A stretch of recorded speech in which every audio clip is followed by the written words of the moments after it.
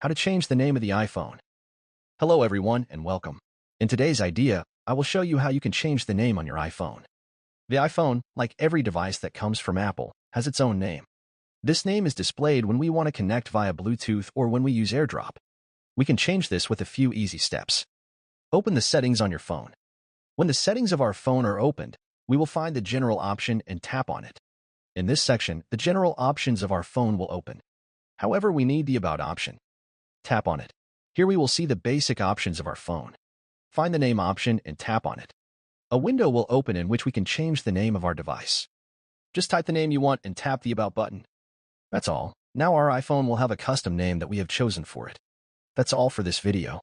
If you found this tutorial helpful, don't forget to give it a thumbs up, subscribe for more iOS tips, and hit that notification bell so you never miss an update from us. Thanks for watching, and I'll see you in the next one.